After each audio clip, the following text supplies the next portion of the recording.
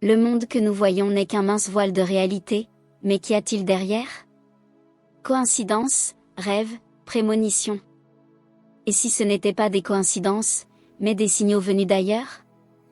Aujourd'hui, nous allons repousser les limites du visible et aborder des mystères qu'aucun scientifique ne peut expliquer.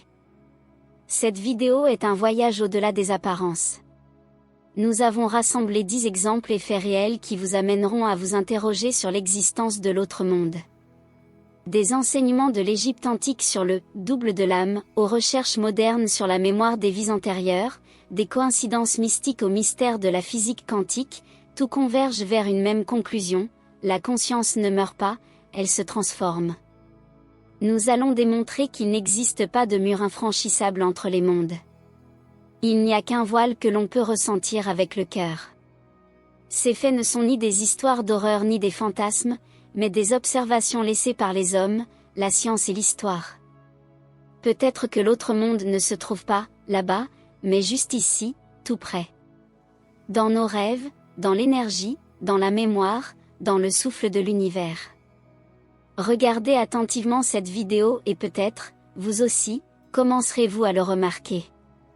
Des signes jamais vus auparavant. Bienvenue, amis.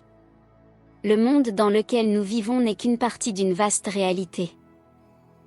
Ce que nous voyons de nos yeux n'est qu'une fine couche entre le monde des vivants et ce qui se trouve au-delà. Depuis l'Antiquité, les hommes ont constaté, il existe une force qui observe, répond, parfois avertit et guide. Nous l'appelons de différents noms: esprit, énergie, l'ombre du monde, intelligence surnaturelle. Accident, coïncidence, rêve, prémonition, voix, signes inexplicables, tout cela n'est peut-être pas le fruit de l'imagination, mais un rappel que les frontières entre les mondes sont illusoires. Aujourd'hui, nous allons vous présenter 10 exemples étonnants qui vous amèneront à vous interroger. Autre monde, n'est-il vraiment qu'un mythe? Avant de commencer, abonnez-vous à la chaîne et aimez-la. Ici, nous abordons les lois cachées de la réalité, les mystères que les instruments ne peuvent mesurer, mais que l'âme peut ressentir. Alors, c'est parti. 10 exemples et faits prouvant l'existence de l'au-delà. Premier exemple, les mystères quantiques de la conscience. Étrangement, la physique moderne se rapproche de plus en plus des idées mystiques antiques. Là où les philosophes orientaux et les prêtres égyptiens évoquaient le lien entre l'esprit et la matière, les scientifiques des XXe et XXIe siècles mènent des expériences confirmant l'impossible: l'observation modifie la réalité. Dans la célèbre expérience des fentes de Jung, les physiciens ont découvert un paradoxe. Une particule se comporte différemment selon qu'elle est observée ou non. En l'absence d'observateur, elle est une onde de possibilité. Mais dès qu'un observateur apparaît, elle devient une particule, un fait concret. Cette découverte a bouleversé la science. En fin de compte, il s'avère que la conscience elle-même façonne la matière, au lieu de simplement enregistrer ce qui existe déjà.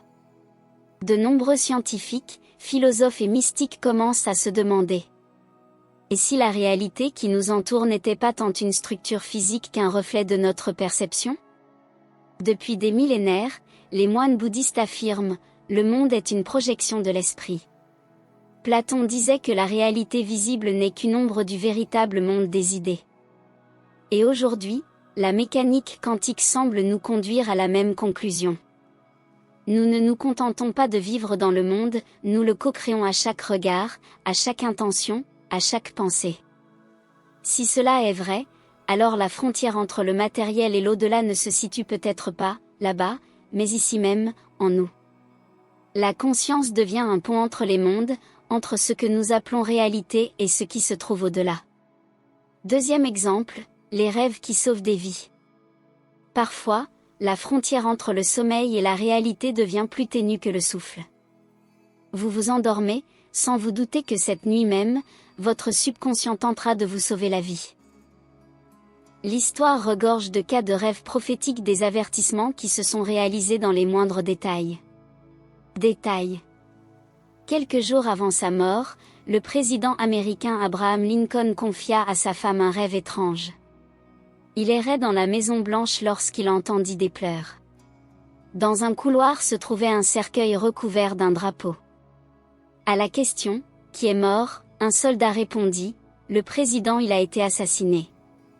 Quelques jours plus tard, la prophétie se réalisa. L'écrivain Mark Twain rêva un jour de la mort de son frère sur un paquebot. Il se réveilla en sueur, mais n'eut pas le temps de prévenir et tout se déroula exactement comme dans son rêve. Coïncidence ? Ou un appel subtil de l'au-delà, où passé, présent et futur coexistent ?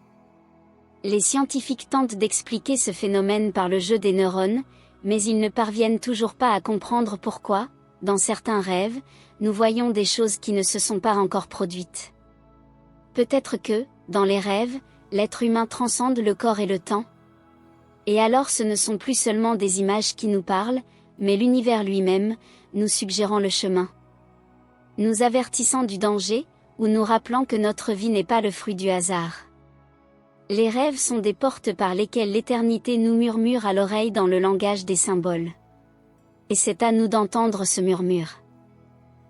Le troisième exemple concerne les anciens Égyptiens et le concept de « double de l'âme », le Ka. Les Égyptiens croyaient que chaque personne possédait un Ka, un double énergétique qui vivait à proximité et continuait d'exister dans une autre dimension après la mort. Des archéologues ont découvert des textes dans lesquels les défunts s'adressaient à leur Ka, lui demandant de ne pas les quitter. Les phénomènes modernes de « sensation de présence » sont remarquablement similaires à cet enseignement ancien, l'impression que quelqu'un se tenait réellement derrière vous alors que personne d'autre n'était à proximité. Le quatrième exemple concerne les enfants qui se souviennent de vies antérieures. Les recherches du Dr Ian Stevenson, de l'Université de Virginie, ont recensé plus de 2000 cas de jeunes enfants racontant des détails de vie qu'ils n'ont jamais pu connaître. Nom, ville, circonstances du décès, ces faits ont été ultérieurement consignés. Le hasard est impossible. Mais d'où vient la mémoire, sinon d'un autre monde ? Exemple 5, sont venus de nulle part. Des milliers de personnes à travers le monde ont rapporté avoir entendu des sons, des voix ou de la musique, du néant, alors que l'appareil est éteint et que la source est impossible à localiser. Les scientifiques parlent de « phénomène acoustique », mais ce phénomène se répète depuis des siècles. Et si l'autre monde était simplement un niveau vibratoire différent, où un signal extraterrestre parvient parfois à se manifester ? Exemple 6, fantômes dans des lieux anciens. Châteaux d'Écosse, monastères de France, théâtres abandonnés, presque tous portent la trace de « visiteurs » d'un autre monde. Cela coïncide-t-il avec l'énergie des lieux où se concentrent des émotions fortes, douleur, souffrance, amour ? Il semblerait que oui. Peut-être le souvenir de ces sentiments survit-il au corps qui les ont éprouvés. Exemple 7, énergie de la mort enregistrée par des instruments. Des physiciens modernes ont enregistré des modifications du champ électromagnétique au moment du décès d'une personne. Certaines données révèlent une montée d'énergie, comme si quelque chose se détachait du corps. Si la conscience est une forme d'énergie, où va-t-elle ? L'énergie ne disparaît pas, elle se transforme. Exemple 8, vision post-mortem. Des milliers de personnes ayant vécu une expérience de mort imminente ont décrit les mêmes images, un tunnel, de la lumière, un sentiment d'amour, une rencontre avec les défunts. Ces récits sont similaires dans des cultures où aucun contact n'a jamais eu lieu entre les peuples. S'il s'agit d'une hallucination, pourquoi est-elle identique pour tous ? Exemple 9, signes après la mort. Nombreuses sont les personnes qui rapportent qu'après le décès d'un proche, d'étranges coïncidences se produisent. Un oiseau sur le rebord de la fenêtre, de la musique qui se met soudainement en marche, une odeur de parfum. Les psychologues parlent de mécanisme de réconfort, mais parfois les signes sont trop précis. Et si le lien entre les âmes n'était pas rompu, mais simplement transformé ? Exemple 10, les animaux et elles, invisibles. Les chiens et les chats réagissent souvent au vide, ils fixent du regard, grognent et évitent certains endroits.